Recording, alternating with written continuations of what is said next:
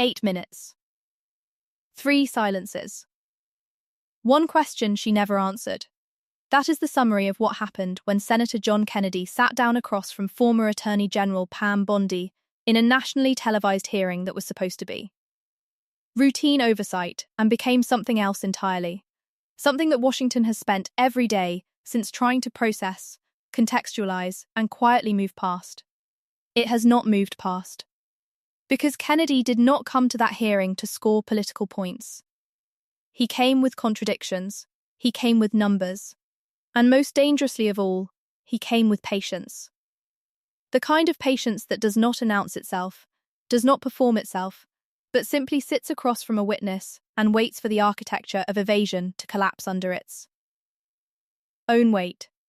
Stay with this until the end, because what unfolded in that chamber, the questions that landed, the answers that evaporated, and the silences that filled the space where accountability was supposed to live, tells you something important, not just about one hearing, but about how power protects itself, and what it looks like when that protection starts to crack. Bondi arrived prepared. That much was visible. The posture, the cadence, the measured way she handled the first hour of testimony. These were the behaviours of someone who had rehearsed extensively and expected the rehearsal to be sufficient. She had spent years developing a particular skill, the ability to speak at length without saying anything that could later be held against her. Comprehensive-sounding answers that contained no actual information. Procedural language deployed like armour. If you did not know what you were listening for, it sounded like cooperation. If you did know, it sounded like a very sophisticated form of refusal. Kennedy knew what he was listening for. He did not open with Epstein. That is the detail that matters most about his strategy, and the detail that most coverage has failed to emphasize. He opened somewhere else entirely. He opened with principle. "Senator," he said, in that Louisiana drawl that moves like deep water, unhurried, deceptively powerful, "do you believe the law applies equally to everyone, regardless of their political connections or institutional position?" Bondi said yes. Of course she said yes. There was no other answer available. She was under oath. She was on camera. She agreed without hesitation. Kennedy noted it, moved on, built the next wall. He walked her through the documented cases of senior FBI and Justice Department officials who had been found by the Inspector General to have allowed personal political bias to influence their conduct. He quoted specific written communications. He confirmed the settlement figures that the department had paid to resolve those cases, figures that ran into the millions of dollars of taxpayer money. Then, he asked whether she had been briefed on those figures when she assumed office. 3 seconds of silence before her answer. Not dramatic silence. The working silence of someone selecting words very carefully. She confirmed awareness of prior settlement arrangements without confirming the specific numbers. Kennedy wrote something, said nothing for a moment. Then he changed directions with no warning whatsoever. Let's talk about Jeffrey Epstein. The cameras captured what happened to Bondi's hands in that moment. They had been moving slightly, the natural movement of someone engaged in conversation. They went still, flat against the table. The way hands go still when a person's entire attention suddenly concentrates. Kennedy's first Epstein question was precise. Director Patel had testified publicly that the president's name appeared in Epstein-related documents fewer than 100 times. Kennedy established that during the relevant period, the FBI director reported through Bondi's department. He established that she received classified briefings on this material. He established her supervisory relationship to the process. Then he asked, "Is that characterization, fewer than 100 references, consistent with what you were personally briefed on?" 6 seconds of silence on national television. She said she could not discuss the specifics of classified briefings. He said he was not asking for content. He was asking whether the number matched, whether the quantitative claim her subordinate had made publicly aligned with what she herself had been told in the briefings she received. Another silence. Longer, because, Kennedy continued, independent reviewers who have examined the publicly available portions of these materials have reached conclusions that diverge significantly from The characterization your director offered. The references are not, by multiple independent accounts, in the low hundreds. They are considerably higher than that. He paused. You supervised this process. When those public statements were made, the statements your director offered to Congress and to the country, did you personally verify their accuracy? Or did you accept them without independent confirmation? Bondi said she trusted the director's characterization. Kennedy repeated the phrase back to her quietly. You trusted the characterization. What followed was a question that restructured everything that came before it. You were the Attorney General of the United States, Kennedy said. You were the highest law enforcement official in the country. And you are testifying that you assessed the accuracy of your director's public statements by relying on those same public statements. You verified the reporting by trusting the reporter. He let that sit. So one of two things is true. Either Director Patel provided Congress with a characterization that did not reflect what the classified record actually showed, or you, as his direct supervisor, never independently confirmed what he was telling the country. He looked at her steadily. Which of those is accurate? Bondi's answer was institutional, procedurally constructed, entirely non-responsive to the actual question, and Kennedy moved on before she could recover. That is the structural move of someone who does not need the witness to confess. He needed the record to show that she could not answer. He was building something, question by question. Silence by silence. The Epstein and Trump question came next. And it came the way Kennedy had delivered everything else, without elevation, without theatre, without any signal that this was the most significant thing he had asked. He stated the documented public record.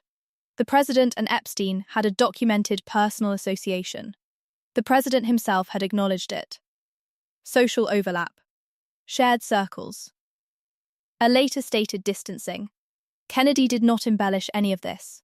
He simply established what was already on record. Then he asked, within the investigative materials you reviewed during your tenure, the files, the briefings, the classified portions, were there findings that touched on events or locations where the president was present? 8 seconds of silence. Bondi's mouth opened, then closed. Then she said she was not in a position to confirm or deny the existence of specific investigative findings. Kennedy nodded, as if this was exactly what he expected. You no longer hold this office, he said. The legal obligations of your role have ended. The classification constraints you were subject to in office do not follow you here in the same form. And you still cannot answer. Then, without pausing, the president has stated publicly that he directed full transparency on these files. Did he ever communicate to you, directly or through intermediaries, that certain materials should remain protected from public view? Because if there is genuinely nothing to conceal, and if Director Patel has stated publicly that there is nothing criminal in these files, then what exactly was being held inside? Those redacted sections. Bondi cited victim protections and active legal proceedings. Kennedy said that answer had been given for 3 years. He shifted to oversight, specifically to the operational mechanics of how these files were managed inside the FBI during her tenure. Who had access? Which agents were making the determinations about what the public would see? Whether she was personally aware of those assignments. Bondi said operational staffing fell within the director's domain. Kennedy's voice dropped. You did not know who specifically inside your own department was handling the most sensitive investigative materials in contemporary American history. You did not verify their assignments. You did not ask. She said she trusted the director's judgment. He set his pen down. The gesture was small. Every person in that room felt it. You were the Attorney General of the United States. Agents inside the FBI were deciding, on a daily basis, what the American public would and would not be allowed to see from these files. And your testimony is that you did not know their names. You did not review their decisions. You trusted the person whose accuracy you also never independently confirmed. He looked at her. In retrospect, was that adequate oversight? Her answer was careful, procedurally airtight, completely unconvincing. Then Kennedy did something that no one in the room was fully prepared for. He put the legal framework down. "I want to ask you something as a person," he said. "Not as a former cabinet official. Not as a legal professional. As a human being." Jeffrey Epstein died in a maximum security federal facility, in a unit designed for exactly this category of prisoner. The oversight protocols that should have been active that night were not active. Personnel were not where they were supposed to be. Surveillance systems that should have been recording were not recording. The documentation of what happened that night contained falsified entries. His voice did not rise. It came down, almost to a conversational level.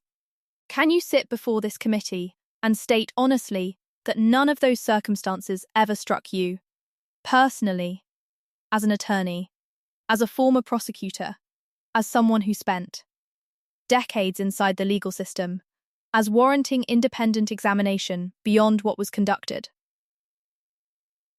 8 seconds. The cameras caught every one of them. Her face had changed. Not dramatically, in the way a face changes when a person is no longer selecting from a prepared menu of responses, and is instead confronting a question that the preparation did not anticipate. She said the conclusions of prior reviews. Kennedy's voice, still quiet. "I am not asking about prior reviews. I am asking what you personally believed. What questions you asked yourself. What questions you chose not to pursue when you had the authority to pursue anything."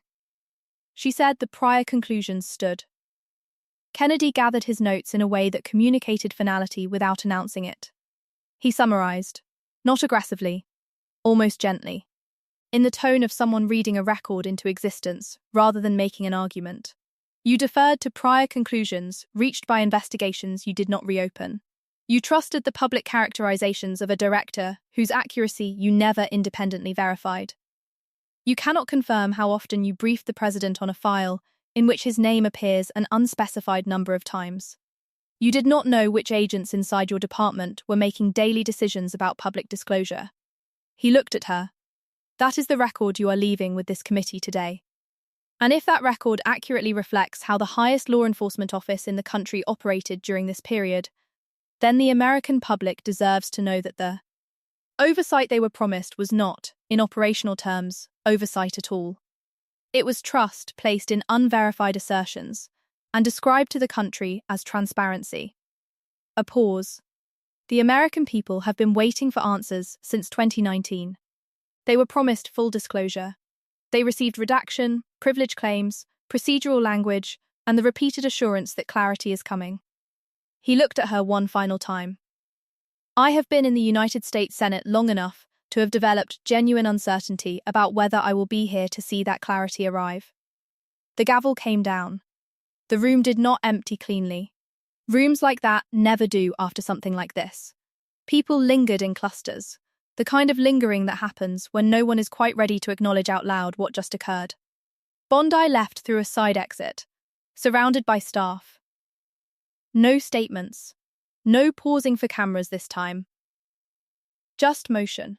The specific motion of someone who needs to be somewhere else before the analysis begins. Kennedy did not hold a press conference. He did not extend the performance into the corridor. When reporters gathered around him, he offered one sentence. The questions were not complicated. The answers were. Then he walked away. He did not need to say anything else. The footage was already moving. What spread was not the confrontational exchanges. It was the silences. Clipped, time-stamped, replayed. 6 seconds. 8 seconds. The pauses where an answer should have existed and didn't. Social media did not need editorial framing. The silences were self-explanatory in a way that prepared statements are not. Because there is a specific kind of silence that is different from not knowing the answer.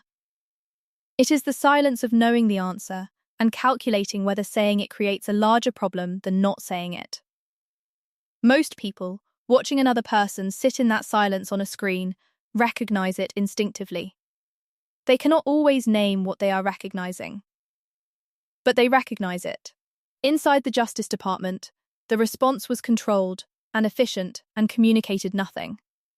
Official line, routine testimony, record complete, no further comment necessary. Unofficial response, doors closing, voices dropping, transcripts being reviewed not for accuracy, but for alignment, whether what was said in that room matched what had been said.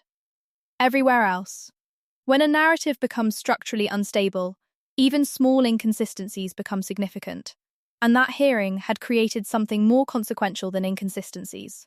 It had created visible gaps between what was promised and what was delivered, between the language of transparency and the practice of it, between the stated commitment to accountability and the systematic inability to answer direct questions about whether that accountability had ever actually operated. Here is what matters beyond the politics of any single hearing. Trust in institutions does not collapse because of singular dramatic failures. It erodes through accumulation. Through the repeated experience of watching officials who are supposed to be accountable sit in rooms designed for accountability and systematically fail to be accountable. Through the specific frustration of watching procedural language do the work that honest answers are supposed to do. Kennedy's approach understood this. He was not trying to produce a confession. He was producing a record. A clear, time-stamped, permanent documentary record of what an official under oath could and could not bring herself to say. Of where the answers were and what shape their absence took. That record does not expire. It does not respond to news cycles. It does not become less relevant because a week passes and other stories emerge. It sits in the Congressional Archive, and it says, with complete precision, that on this date, in this room, the person responsible for overseeing the Epstein file review could not confirm who had access to those files, could not verify the accuracy of her own director's public statements, could not answer whether the president's name appeared more than claimed, and chose silence over perjury when asked whether she personally believed the circumstances of Epstein's death deserved independent examination. That is not nothing. That is a substantial something. And the people who need it to be nothing are working very hard to make sure it feels like nothing. The question this hearing leaves behind is not whether the Epstein files will eventually be fully disclosed. The legal pressure, the congressional pressure, the accumulating documentary record, these forces do not dissipate. They compound. The question is what the disclosure reveals about the distance between what was promised and what was practiced. About how many decisions, at how many levels, were made to ensure that certain answers remained unavailable for as long as possible. Kennedy's 4 words at the end were not a flourish. They were a description of what the record now shows. The questions were not complicated. The answers were.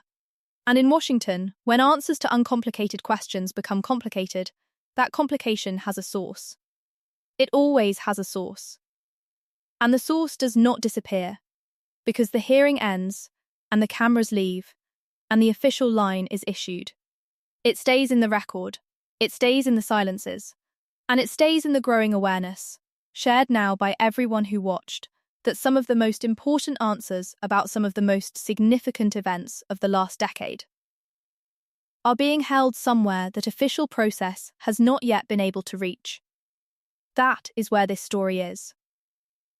Not at its conclusion, at the point where the architecture of concealment has been made visible enough that concealment itself has become the story. And once that shift happens, the question is no longer whether the truth comes out. The question is what order it comes out in, and who is still in the room when it does. The silences are now part of the record. And records do not stay quiet forever.